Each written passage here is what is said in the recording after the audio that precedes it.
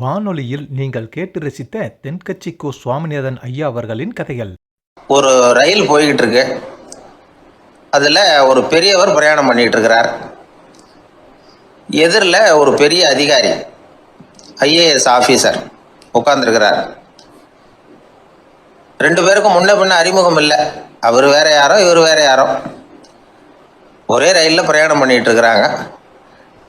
அதுவும் எதிர்த்த இருக்கையில் ஏதோ ஒரு நகரத்தில் வண்டி நின்றுது. ரெண்டு பேரும் கீழே இறங்கினாங்க. பெரியவர் ஒரு ட்ரங்க் பெட்டியோட கீழே இறங்கினார். அந்த அதிகாரி கையில் ஒரு சின்ன பெட்டி. அவர் அந்த சின்ன பெட்டியை கீழே வச்சுட்டு கூலி கூலின்னு கத்திக்கிட்டு இருந்தார். இந்த பெரியவர் பார்த்தார். ஐயா, இந்த பெட்டி மட்டும்தானா, இல்லை இன்னும் ஏதாவது இருக்குதா அப்படின்னு விசாரிச்சார். இப்போ அதிகாரி சொன்னார், இல்லைங்க இது மட்டும்தான் அப்படின்னு சொன்னார். இதுக்கு என்னத்துக்காக கூலி ஆள், நானே எடுத்துக்கிட்டு வரேனே, வாங்க அப்படின்னு சொல்லி அந்த பெட்டியை இந்த பெரியவர் கையில் எடுத்துக்கிட்டார். எடுத்ததும் ரெண்டு பேரும் பேசிக்கிட்டே நடந்து வராங்க. இப்போ பெரியவர் சொன்னார், இப்போ உள்ள நாகரிகம் எப்படி இருக்குன்னா, சுமை கால் பணம், சும கூலி முக்கால் பணம் அப்படிங்கிற மாதிரி இருக்கு. பணத்தை வீணாக்கிறதோட இது கௌரவம்னு வேற நினைக்கிறாங்க அப்படின்னார். அவர் சொல்கிறது சரிதான். 10 ரூபாய் மதிப்புள்ள ஒரு சுமையை 30 ரூபா கொடுத்து தூக்கிட்டு போவோம். நாமே அதை தூக்கினா நமக்கு கௌரவ குறைச்சல் அப்படின்னு நினைப்போம். இதுதான் நம்ம நிலைமை. ஆனால் அந்த பெரியவர் என்ன சொன்னார் தெரியுமா? நீங்கள் எங்கே போகணுமோ அது வரைக்கும் நானே இதை எடுத்துகிட்டு வரேன் அப்படின்னார். அந்த அதிகாரி பக்கத்தில் உள்ள ஒரு ஹோட்டல் வரைக்கும் போனார். பெரியவரும் அங்கே கொண்டுட்டு போய் பெட்டியை வச்சார். உடனே அந்த பெரிய அதிகாரி அவருக்கு பணம் கொடுக்கறதுக்காக பர்ஸை எடுத்தார். உடனே இவர், ஐயா எனக்கு கூலி எதுவும் வேணாம், உங்களுக்கு சேவை செய்கிறது என்னுடைய கடமை. நான் இந்த சேவையை செய்தது பணத்துக்காக இல்லை, அன்புக்காக அப்படின்னு சொல்லிவிட்டார். அதுக்கப்புறம் அவர் நன்றின்னார். ரெண்டு பேரும் பிரிஞ்சுட்டாங்க. இது முடிஞ்சது. அன்னைக்கு சாயந்தரம் அங்கே ஒரு பெரிய கூட்டம் நடக்குது. இந்த அதிகாரியும் அந்த கூட்டத்துக்கு போகிறார். மக்கள் கூட்டம் ரொம்ப அதிகம். அதனால் இந்த அதிகாரியும் ஒரு ஓரமாக உட்காந்துக்கிட்டார். அப்புறம் கொஞ்ச நேரத்தில் இந்த முக்கிய விருந்தினர் பேசுறதுக்காக வரார் மேடைக்கு. மேடையில் இருந்த பெரியவங்கள்லாம் எழுந்திரிச்சு நின்று அவருக்கு மாலை போட்டு மரியாதை செய்கிறாங்க. எங்கேயோ ஒரு மூலையில் உட்காந்துருந்தார் அதிகாரி. அவர் இதை கவனித்தார். அவருக்கு ரொம்ப ஆச்சரியம், அதிர்ச்சி. ஏன்னா அங்கே பேச வந்த முக்கிய விருந்தினர் வேற யாரும் இல்லை. இன்னைக்கு காலையில் இவர் பெட்டியை தூக்கிட்டு வந்தார் பெரியவர், அவர் தான். சரி, அந்த பெரியவர் யார் தெரியுமா? அவர் தான் ஈஸ்வர சந்திர வித்யாசாகர். கூட்டம் முடிஞ்சது. அதிகாரி அவரை தேடி ஓடினார். அவர் கைகளை பிடிச்சிக்கிட்டார். ஐயா என்னை மன்னிச்சுருங்க அப்படின்னாரு. அப்புறம் சொன்னார், அகங்காரங்கிற கெட்ட புத்தி தான் உண்மையை கண்கள்ல இருந்து மறைக்குது. அகங்காரம் தான் மனுஷனை அழிக்குது. நீங்கள் ரொம்ப பெரிய மனிதர், இருந்தாலும் மனிதத்தன்மையோடு நடந்துக்கிறீங்க. இந்த அன்பு, தயவு, பொறுமை இதெல்லாம் இல்லைன்னா மனிதனாக இருக்கிறதுல என்ன பிரயோஜனம் அப்படின்னு சொல்லிவிட்டு அந்த அதிகாரி போனாராம். மனிதத்தன்மைன்னா என்ன அப்படிங்கிற கேள்விக்கு இந்த பெரியவர் ஒரு உதாரணம். இப்பெல்லாம் அப்படியா இருக்கிறாங்க? ஒரு பெரியவர் ஒரு பெட்டியை தூக்கிட்டு வந்துக்கிட்டு இருக்கிறார். ஒரு இளைஞன் ஓடி வந்தான். கொடுங்க சார், நான் தூக்கிட்டு வரேன்னா. கொடுத்தார். வாங்கி தலையில் வச்சுக்கிட்டான். அப்புறம் சொன்னான், அடுத்தவங்க சிரமப்படக்கூடாதுங்கிறது என்னுடைய கொள்கை அப்படின்னா. அது நல்லது தான்னார் அவர். கடைசியில் பெட்டியை கொடுத்தான். வாங்கிக்கிட்டு பர்ஸை திறந்தார் பணம் கொடுக்கறதுக்காக. வேணாங்க அப்படின்னு விட்டான் அந்த இளைஞன். ஏன்னார், நான் சொன்னேன் அடுத்தவங்க சிரமப்படக்கூடாதுங்கிறது என்னுடைய கொள்கைன்னு. அதனால் உங்களுக்கு சிரமம் கொடுக்கக்கூடாதுங்கிறதுக்காக வரும்பொழுது நானே உங்கள் பர்ஸை எடுத்து வேணுங்கிற பணத்தை எடுத்துக்கிட்டு திருப்பி உங்கள் பாக்கெட்லேயே போட்டுட்டேன் அப்படின்னா. இப்படி இருக்குது இந்த காலம். அதனால் வாழ்க்கையில் அன்பு, தயவு, பொறுமை இதெல்லாம் ரொம்ப அவசியம் அப்படிங்கிறத நாம் புரிஞ்சுக்கணும். எனக்கு வாழ்க்கையே வெறுத்து போச்சு சார் அப்படின்னு சொல்லிட்டு ஒருத்தர் வந்தார். வந்து கொஞ்ச நேரம் பேசினதுக்கப்புறம் அவர் அப்படி சொல்லியிருந்தா அதில் ஒரு அர்த்தம் இருந்திருக்கும். வர்றதுக்கு முன்னாடியே வாழ்க்கை வெறுத்து போச்சுன்னு சொல்லிட்டு வர்றார். என்ன சார் விஷயம்னு விசாரித்தோம். எங்கள் வீட்டில் தினம் 3 வேளையும் ஒரே மாதிரி சாப்பாடு சார், வித்தியாசமே கிடையாது. இப்படியே 3 மாதமாக சாப்பிட்டுக்கிட்டு இருக்கிறேன். அதை விட பட்டினி கிடந்து செத்துடலாம்னு தோணுது அப்படின்னார். ஒரு பெரியவர் சொன்ன தத்துவத்தை சொல்கிறதுக்கு ஆள் கிடைக்காம தவிச்சுக்கிட்டு இருந்தோம். இப்போ ஒருத்தர் கிடைச்சிட்டார், விட்டுலாமா? உடனே அவரை உட்கார வச்சு சொல்ல ஆரம்பிச்சிட்டோம். அதாவது நாம் அனுபவிக்கிற உணர்வுகளில் களிப்பு, மகிழ்வு, ஆனந்தம் இது மூணுக்கும் ஒன்றுக்கு ஒன்று வித்தியாசம் உண்டு. மேம்போக்காக பார்க்குறதுக்கு இது மூணும் ஒன்று மாதிரி தோணும், ஆனால் அது அப்படி இல்லை. களிப்புங்கிறது உடம்பை பொறுத்தது, மகிழ்வுங்கிறது மனசை பொறுத்தது, ஆனந்தம்ங்கிறது ஆன்மாவை பொறுத்தது. இப்படி இந்த மூன்று வகையான அந்த சுவைப்புகளின் தன்மையும் வேற வேற. இப்போ முதல்ல களிப்புங்கிறத எடுத்துக்குவோம். நம்ம புலன்களுக்கு களிப்பை தரக்கூடிய பொருள்களுக்கு சில விசேஷ குணம் உண்டு. அது எப்படின்னா, சீக்கிரமே சலிப்பை உண்டு பண்ணும். ஒருத்தர் அந்த பொருளை எடுத்துக்கிட்டா அது இன்னொருத்தருக்கு குறைஞ்சிரும். உணவு, உடை இதெல்லாம் களிப்பை தரக்கூடிய பொருள்கள். இப்போ உதாரணத்துக்கு, ஒரு சாப்பாட்டு மேசையில் ஒரு பாத்திரத்தில் 10 இட்லி இருக்குது. அதில் ஒரு 2 இட்லியை நம்ம தட்டில் எடுத்து வச்சு சாப்பிட்றோம். நாம் சாப்பிட்ட அந்த இட்லி நிச்சயமாக எதிரில் உட்காந்துருக்கிறவருக்கு இல்லை, அவருக்கு உபயோகப்படாது.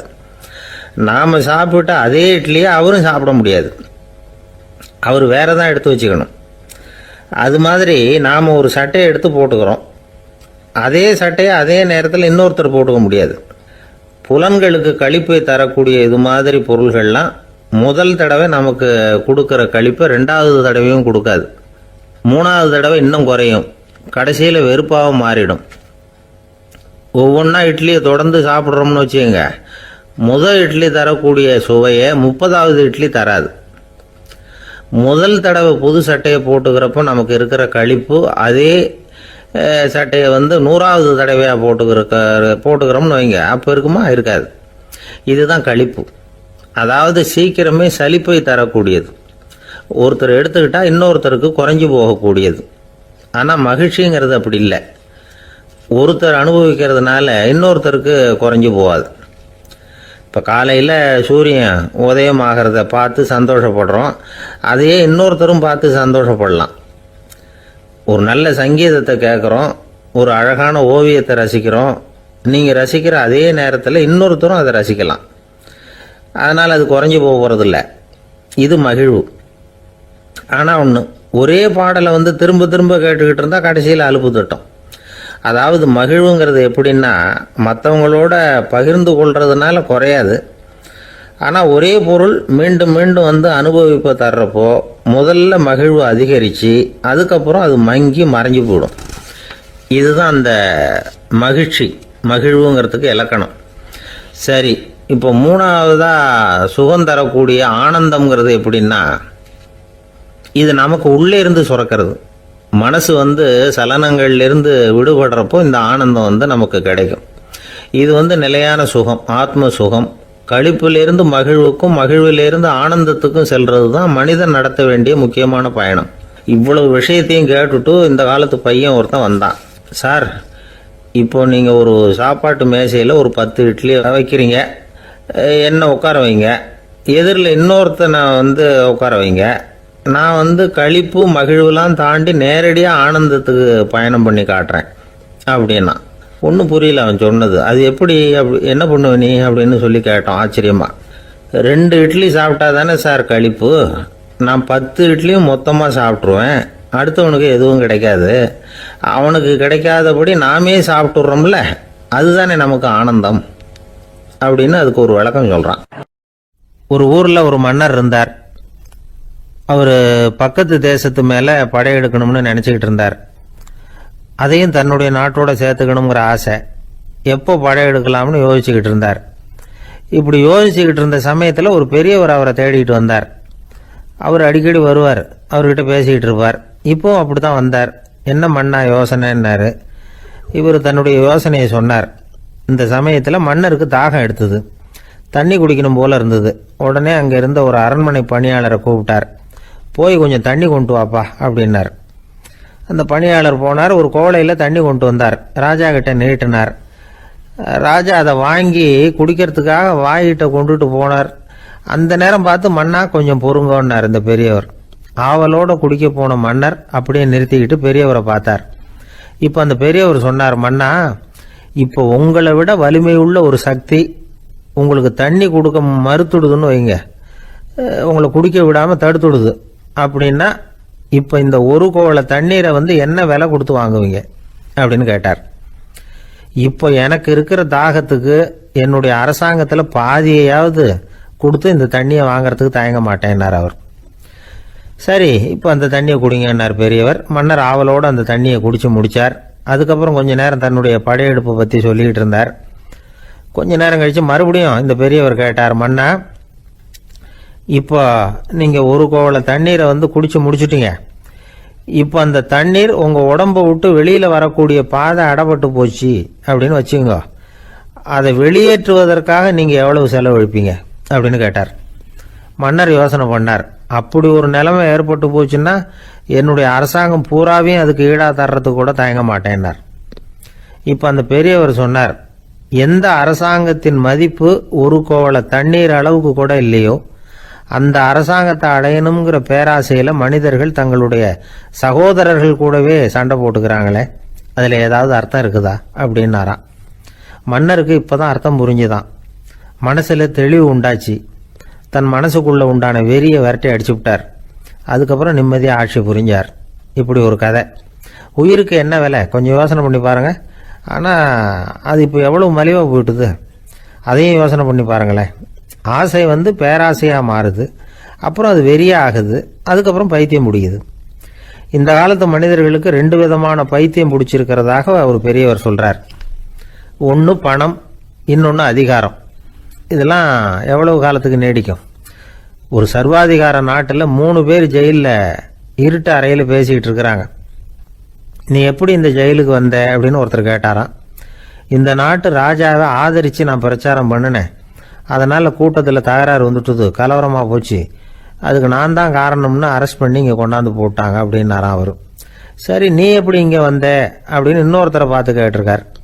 நான் இந்த நாட்டு ராஜாவை எதிர்த்து பிரச்சாரம் பண்ணேன், அதனால் கலவரம், அரெஸ்ட் பண்ணி கொண்டாந்து போட்டாங்கன்னார். சரிப்பா, நீ எப்படி அங்கே வந்த அப்படின்னு 3வது ஆளை பார்த்து இவங்க கேட்டாங்களாம். இதுக்கு அந்த ஆள் மெதுவாக வெளிச்சத்துக்கு நான் தான் இந்த நாட்டு ராஜா அப்படின்னாராம். ஒரு ஊரில் ஒரு ஆள் இருந்தான். கற்பனையிலேயே காலத்தை கடத்திக்கிட்டு இருந்தான். ஒரு நாள் ஒரு மரத்தடியில் உட்காந்துருந்தான். அவனுக்கு பசிக்கிற மாதிரி தெரிஞ்சுது. உடனே கற்பனையிலேயே சாப்பிட ஆரம்பிச்சிட்டான். அதாவது எதிரில் இலை போட்டு சாப்பாடு போடப்பட்டிருக்கிறதாகவும் அதை இவன் சாப்பிட்றதாகவும் நினச்சிக்கிட்டு கையை மட்டும் வாய்க்கும் தரைக்குமா அப்படியும் இப்படியும் கொண்டுகிட்டு போய் பாவனை பண்ணிக்கிட்டே இருக்கிறான். தூரத்தில் இருந்து பார்க்குறவங்களுக்கு இவன் ஏதோ பலமான விருந்து சாப்பிட்டுக்கிட்டு இருக்கிறான் அப்படின்னு தான் தோணும். அது மாதிரியே பண்ணிக்கிட்டு இருந்தான். அந்த வழியாக ஒரு சன்னியாசி வந்துக்கிட்டு இருந்தார். இவனை பார்த்தார். என்ன இவன் இப்படி பண்ணிகிட்டு இருக்கிறானே அப்படின்னு நினச்சாரு. கொஞ்ச நேரம் அவனையே உத்து பார்த்துக்கிட்டு இருந்தார். இவரை பார்த்ததும் அவன் இன்னமும் சுவாரஸ்யமாக சாப்பிட ஆரம்பிச்சிட்டான். அப்பப்பா, என்ன இது, இந்த குழம்பு இவ்வளவு காரமாக இருக்குது, என்னுடைய நாக்கே எரிஞ்சு போடும் போல இருக்க அப்படின்னு சொல்லிக்கிட்டு பக்கத்தில் ஒரு குவளையை எடுத்து தண்ணி குடிக்கிறது மாதிரி பாவனை பண்ணுறான். அப்பாடா, இப்போ கொஞ்சம் பரவாயில்ல அப்படின்னு சொல்லிக்கிட்டு குவளையை கீழே வைக்கிறது மாதிரி ஒரு பாவனை பண்ணுறான். சன்னியாசி பார்த்தார். என்னப்பா, சாப்பாட்டில் காரம் அதிகமோ அப்படின்னார். ஆமாம் சுவாமி, ஞாபகம் மறதியில் கொஞ்சம் மிளகாய் அதிகமாக சேர்த்துக்கிட்டேன் அப்படின்னா. சரி சாப்பிடு அப்படின்னு சொல்லிட்டார். அவன் சாப்பிட்டு முடிக்கிற வரைக்கும் பொறுமையாக உட்காந்துருந்தார். அவன் அப்பாடா அப்படின்னு சொல்லிட்டு மறுபடியும் தண்ணியை எடுத்து குடித்தான். எல்லாம் கற்பனையிலேயே. அதுக்கப்புறம் சன்னியாசி பேச ஆரம்பித்தார். இதை பாருப்பா, உன்னுடைய கற்பனையை நான் மெச்சுறேன், இருந்தாலும் உன் சாப்பாட்டில் ஒரு இனிப்பையும் வச்சிருக்கலாமே, ஏன் மிளகாயை அளவுக்கு அதிகமாக போட்டுவிட்டு அவஸ்தைப்படுறேன் அப்படின்னார். அவன் யோசிக்க ஆரம்பித்தான். அதுக்கப்புறம் இவர் சொன்னார், இதை பாருப்பா, இனிமேல உன்னுடைய கற்பனையும் உயர்ந்ததாக இருக்கட்டும் அப்படின்னு உபதேசம் பண்ணிவிட்டு போனார். எப்பவும் உயர்வை பற்றியே சிந்திக்கணும். உயர்வு கிடைக்கலன்னா கூட அப்படி சிந்திக்கிறத நிறுத்தப்படாது அப்படிங்கிறார் திருவள்ளுவர். உள்ளுவது எல்லாம் உயர் உள்ளல், மற்ற அது தள்ளினும் தள்ளாமை நேர்த்து. ஊக்கம் இல்லாமல் உலகத்தில் வாழ்ந்து பிரயோஜனம் இல்லை. அதனால் உயர்வாகவே சிந்திக்கணும். அது நம்மளை ஊக்கப்படுத்தும். இது பெரிய ஒரு வாக்கு. இந்த உலகத்தில் கற்பனையிலேயே வாழ்கிற சில கஞ்சர்களும் உண்டு. அதாவது 2 கஞ்சர்கள், 2 பேரும் பக்கத்து ஊரில் இருந்தாங்க. பொங்கல் சமயம் ஒரு கஞ்சன் தன்னுடைய மகனை கூப்பிட்டான். இதை பாருப்பா, பக்கத்து ஊரில் என்னுடைய நண்பன் ஒருத்தன் இருக்கிறான், அவனுக்கு பொங்கல் பரிசு ஏதாவது கொடுக்கணும், நான் ஒரு 4 ஆட்டுக்குட்டியை தரேன், நீ கொண்டுகிட்டு போய் கொடுத்துட்டு வந்து விடுறியா அப்படின்னு கேட்டான். சரி, நான் புள்ள ஒரு பைய கையில் எடுத்துக்கோன்னா அவன் எடுத்துக்கிட்டான். இந்த ஆட்டுக்குட்டி பிடிச்சிக்கோ அப்படின்னு சொல்லி ஒவ்வொன்றா போடுறேன் பார் அப்படின்னு சொல்லிட்டு 1 2 3 4 அப்படின்னு எண்ணிக்கிட்டே வெறும் சைகையாலேயே ஆட்டுக்குட்டியை பிடிச்சி போடுறது மாதிரி பாவனை பண்ணிகிட்டு இருக்கிறான். அவன் பிள்ளையும் அதை ரொம்ப அக்கறையாக வாங்கிக்கிறது மாதிரி வாங்கிக்கிட்டு அந்த பையை தூக்கிக்கிட்டு அடுத்த ஊருக்கு போகிறான். இவன் அங்கே போய் சேர்ந்த நேரத்தில் அந்த கஞ்சன் ஊரில் இல்லை, எங்கேயோ வெளியில் போயிருக்கிறான். அவனோட புள்ள மட்டும்தான் வீட்டில் இருந்தான். இவன் அவன்கிட்ட, இதை பாரு, எங்கள் அப்பா உங்கள் அப்பாவுக்கு ஆட்டுக்குட்டி கொடுத்து அனுப்பியிருக்கிறாரு, பிடிச்சிக்கோ அப்படின்னு சொல்லி பாவனையிலேயே ஒவ்வொன்றா எடுத்து அவங்ககிட்ட கொடுத்துட்டான். அவனும் வாங்கிட்டான் வாங்கிறது மாதிரி. அப்புறம் சொன்னான், சரிப்பா, நானும் பதிலுக்கு ஏதாவது ஒன்றுகிட்ட கொடுக்கணும் இல்லையா, அதனால் அந்த பையை பிடி, ஒரு 10 எலுமிச்சம்பழம் தரேன், பதிலுக்கு அதை நீ எடுத்துகிட்டு போ அப்படின்னு சொல்லி கையாலேயே ஒவ்வொன்றா எடுத்து போடுறது மாதிரி பாவனை பண்ணிவிட்டான். அவனும் ரொம்ப நன்றி அப்படின்னு சொல்லிவிட்டு அதை வாங்கிட்டு போயிட்டான். கொஞ்ச நேரம் கழித்து வெளியில் போயிருந்த அப்பங்காரன் திரும்பி வந்தான். உள்ள சொன்னான், அப்பா, உன்னோட நண்பர் அவருடைய மகன் மூலமாக உனக்கு 6 ஆட்டுக்குட்டி கொடுத்து அனுப்பியிருந்தார், நானும் பதிலுக்கு ஒரு 10 எலுமிச்சம்பழம் கொடுத்து அனுப்பியிருக்கிறேன் அப்படின்னா. எப்படிடா கொடுத்தேன்னு கேட்டார் அப்பா. இப்படி தான் கொடுத்தேன்னு சொல்லி சைகையிலேயே காட்டினான். இதை பார்த்ததும் அப்பங்காரனுக்கு பயங்கரமாக கோவம் வந்துட்டுது. பலார்னு அரைஞ்சுட்டான் பையனை. ஏன்பா அரைஞ்ச? 10 எலுமிச்சம்பழம் கொடுத்துட்டேனே அப்படிங்கிறதுக்காகவா அப்படின்னு கேட்டான். அது கூட பரவாயில்ல, நீ காட்டுற சைகையை பார்த்தா ஆரஞ்சு பழம் சைஸுக்கு இருக்குதே, அவ்வளவு பெருசாக ஏன் கொடுத்த? அதுதான் எனக்கு கோபம் அப்படி. ஒரு பெரிய தத்துவ சிந்தனையாளர் இருந்தார், சுவாங்சு அப்படின்னு பேர். அவருடைய மனைவி ஒரு நாள் திடீர்னு காலமாயிட்டாங்க. ஐயோ பாவம், அவர் ரொம்ப வருத்தப்படுவார், போய் ஆறுதலாக 4 வார்த்தை பேசிவிட்டு வரலாம் அப்படின்னு நினச்சிக்கிட்டு நிறைய பேர் அவரை தேடிட்டு வந்தாங்களாம். வந்தவங்களுக்கு ஆச்சரியம், ஏன்னா இவர் வருத்தப்பட்டுக்கிட்டு இருப்பார் அப்படின்னு தானே எதிர்பார்த்தாங்க. அப்படி இல்லை, தாளம் போட்டுக்கிட்டு உட்காந்துருக்கிறார், தாளத்துக்கு தகுந்த மாதிரி பாட்டு வேற பாடிக்கிட்டு இருக்கிறார். என்ன மனுஷன் அவர், கொஞ்சம் கூட கவலை இல்லாமல் இப்படி இருக்கிறாரு அப்படின்னு நினச்சாங்க. ஒருத்தர் துணிஞ்சு அவர்கிட்ட கேட்டுவிட்டார், என்னங்க இது இப்படி அப்படின்னு. அதுக்கு அவர் என்ன சொன்னார் தெரியுமா? இதை பாருங்க, என்னுடைய மனைவி பிறக்கிறதுக்கு முன்னாடி அவளுக்கு உயிரும் கிடையாது, உடலும் கிடையாது. அதுக்கு பிறகு தான் உயிர் வந்தது, உடல் வந்தது, அந்த உருவம் வந்தது. இப்போ என்ன ஆச்சு? அந்த உருவமும் உயிரும் போயிட்டுது, அவ்வளவுதானே. வந்தது போயிட்டுது. இளவேனில் காலம், இலையுதிர் காலம், பனிக்காலம், இப்படி பருவங்கள் மாறி மாறி வருது இல்லையா?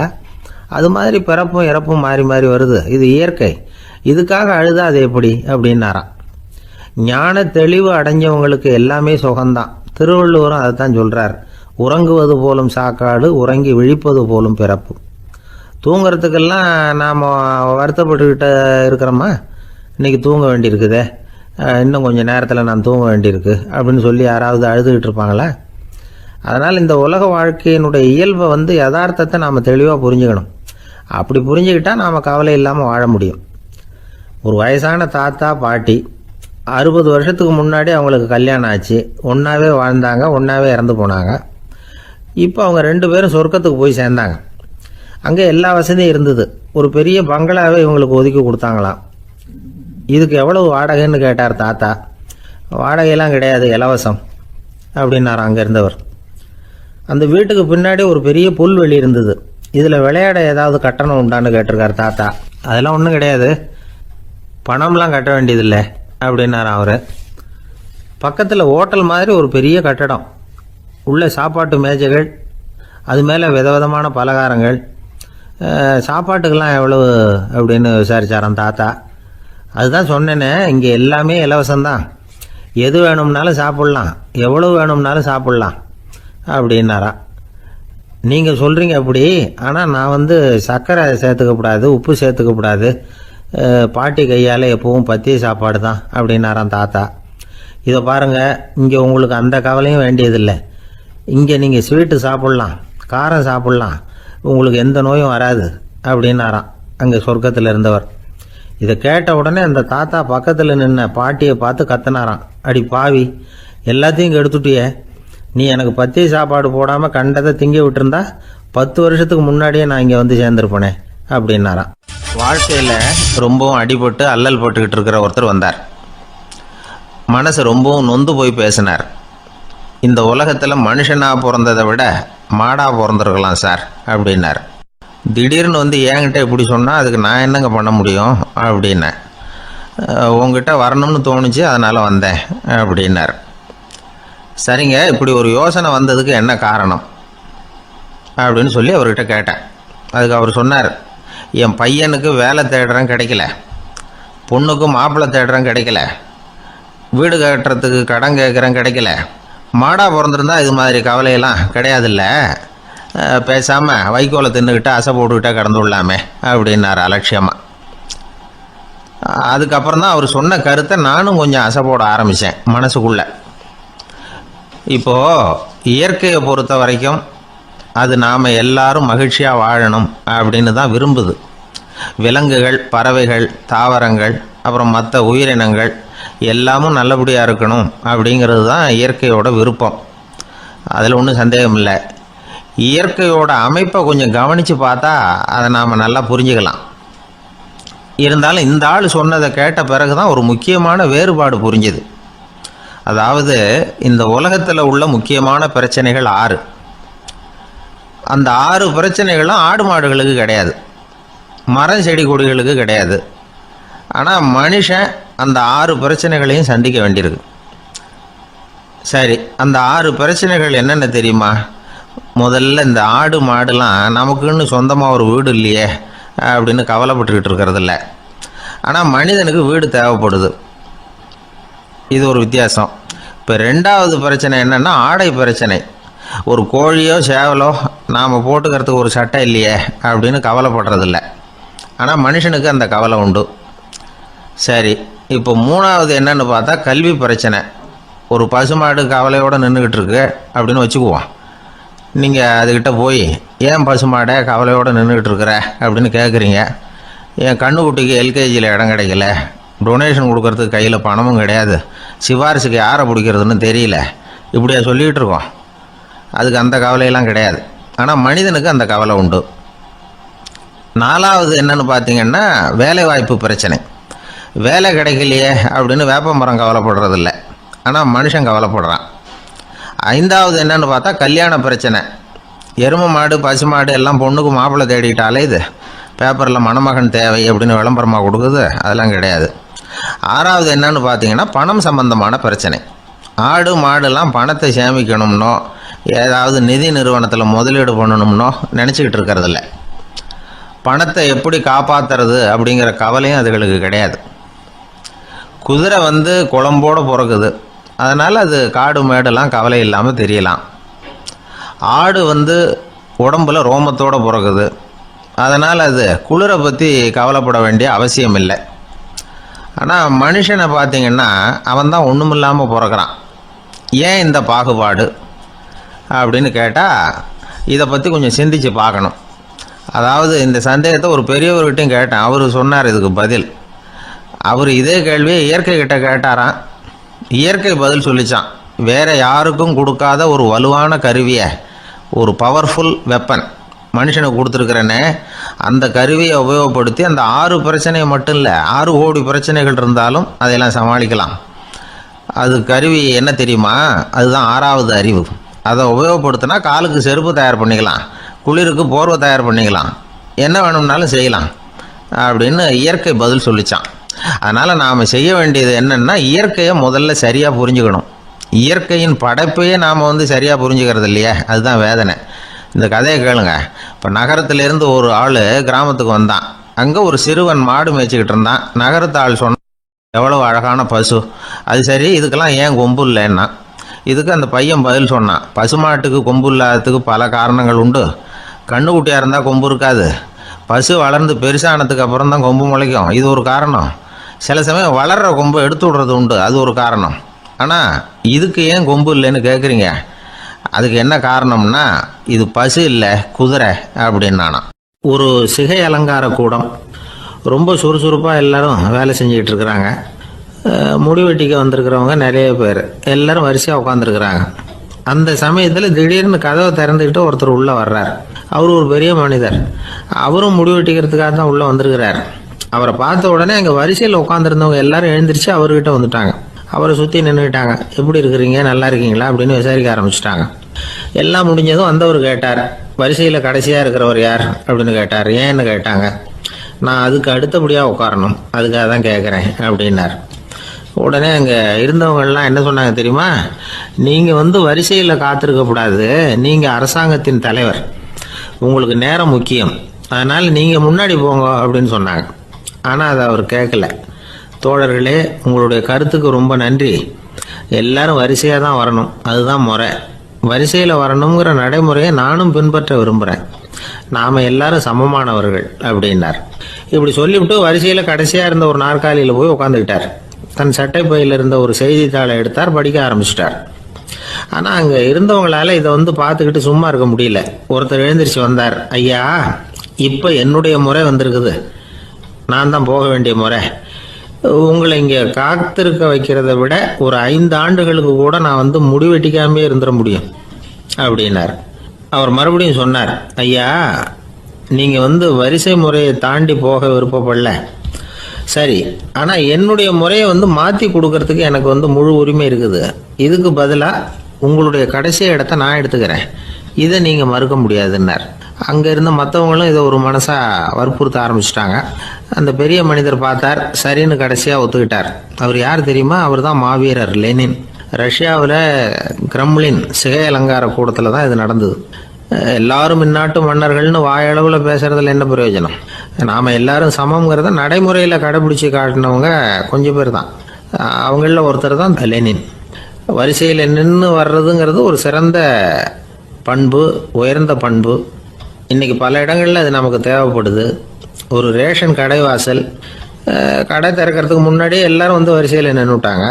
கடைசியாக வந்த ஒருத்தர் கியூவில் முன்னாடி போகிறதுக்கு முயற்சி பண்ணுறார். ஏற்கனவே நின்றுட்டு இருக்கிறவங்க அவரை முன்னாடி போகிறதுக்கு விட மாட்டேங்கிறாங்க. கடைசியாக போய் நில்லையா அப்படின்னு எல்லாரும் கத்துறாங்க. அதான் அவர் காதில் வாங்கலை, முண்டி அடிச்சுக்கிட்டு முன்னாடி போகிறதுக்கே முயற்சி பண்ணிகிட்டு இருக்கிறார். எல்லாரும் சேர்ந்து அவரை வலுக்கட்டாயமாக இழுத்து கொண்டாந்து பின்னாடி கொண்டு போய் நிறுத்திவிட்டாங்க. நிறுத்திவிட்டு சொன்னாங்க, இதை பாருப்பா, நாங்கள் இருக்கிற வரைக்கும் நீங்கள் முன்னாடி போய் எதையும் வாங்க முடியாது, தெரிஞ்சுக்கோ அப்படின்னாங்க. இப்போ அந்த ஆள் சொன்னாராம், நான் இங்கே பின்னாடி நிற்கிற வரைக்கும் நீங்களும் எதுவும் வாங்க முடியாது அப்படின்னாராம். ஏன்னு கேட்டிருக்கிறாங்க. நான் தான் அந்த கடையை திறக்க வேண்டிய ஆள் அப்படின்னா. கிபி 1078 வருஷம் மார்ச் மாதம் 19ஆம் தேதி திங்கட்கிழமை அதிகாலை நேரம் ஒரு குழந்தை பிறந்தது. எங்க தெரியுமா? காஸ்பியன் கடலுக்கு தெற்கே பாரசீக மொழி வழங்கிய தபரிஸ்தான் மாநிலத்துல ஜீலான்கிற புனித நகர், அதோட புறநகர் பகுதியில் உள்ள நீப்புங்கிற ஊர்ல தான் அந்த குழந்தை பிறந்தது. அந்த இடம் இப்போ ரஷ்யாவில் இருக்கு. அந்த குழந்தை யாருன்னு நினைக்கிறீங்க? அதுதான் முஹித்தீன் பெருமான், ஆன்மீக சாதனைகள் புரிந்த மகான் முஹித்தீன் ஆண்டகை. தன்னுடைய 18வது வயசுல உயர்கல்விக்காக ஜீலான் நகரத்தை விட்டு பகுதாத் நகரத்துக்கு புறப்பட்டு போறார். இளம் பிராயம் தானே, அதனால துணைக்கு ஒரு வர்த்தக கூட்டத்தோட சேர்ந்து போயிட்டு இருக்கிறார். ரொம்ப தூரம் போகணும், ஒவ்வொரு இடமா தங்கி தங்கி போயிட்டு இருக்கிறாங்க. ஒரு இடத்துல ஒரு கொள்ளை கூட்டம் பயங்கரமான ஆயுதங்களோட அவங்கள வழிமறிச்சுட்டுது. அந்த வர்த்தக கூட்டம் வச்சிருந்த பொருள்களை எல்லாம் அவங்க பறிச்சு விடுறாங்க. இவங்களும் பயந்துகிட்டு இருந்தது எல்லாத்தையும் அவங்க கிட்ட கொடுத்துடுறாங்க. முஹித்தீன் ஆண்டகை மட்டும் இதையெல்லாம் பார்த்துக்கிட்டு தனியா ஒதுங்கி நிற்கிறார். ஒரு 18 வயசு பையன் மட்டும் இப்படி தனியா அநாத சிறுவன் மாதிரி நின்றுட்டு இருக்கிறத அந்த கொள்ளை கூட்டத்தில் இருந்த ஒருத்தன் பாக்குறான். கிட்ட நெருங்கி வர்றான். அலட்சியமாகவும் கிண்டலாகவும் உங்ககிட்ட ஏதாவது இருக்குதா அப்படின்னு கேட்கறான். இவங்கிட்ட என்ன இருக்க போகுது அப்படிங்கிற நம்பிக்கையில அவன் அப்படி கேட்கறான். உடனே இவரு, ஓ இருக்குதே, என்கிட்ட 40 தீனார் இருக்கு அப்படிங்கிறார். இப்படி சொல்லியும் அந்த கொள்ளைக்காரனுக்கு நம்பிக்கை வரல. என்னிடம் விளையாடாத, பொய் சொல்லாத, உண்மையை சொல்லு அப்படிங்கிறான் அவன். உண்மையைத்தான் சொல்றேன், என்கிட்ட 40 தீனார் இருக்கு அப்படிங்கிறார் இவர். எங்க வச்சிருக்கிற அப்படின்னு கேக்குறான். சட்டையின் விழாப்புறத்துல உள்ள பகுதியில அதை வச்சு தச்சிருக்கிறாங்க அப்படின்னு உண்மையை சொல்றார். உடனே கொள்ளை கூட்ட தலைவன் அதை கத்தியால கீறிப்பார் அப்படின்னு உத்தரவு போடுறான். அந்த சட்டையை கிழிக்கிறாங்க. உள்ள இருந்து 40 பொற்காசுகளும் பொல பொலன்னு கீழே கொட்டுச்சு. அதை பார்த்த உடனே அந்த கொள்ளை கூட்ட தலைவன் மலைச்சு போய் நின்னுட்டான். காசை பார்த்துட்டு அவன் மலைச்சு போல, பொய் பேசாத அந்த பையனோட நேர்மையை பார்த்துட்டு அவன் அப்படி நின்னான். மெதுவா அந்த பையன் கிட்ட வந்தான். ஏன்பா நீ என்ன பணக்கார குடும்பமா அப்படின்னு கேட்டான். அப்படிலாம் இல்ல, எனக்கு அப்பா இல்ல, அம்மா மட்டும்தான் உண்டு.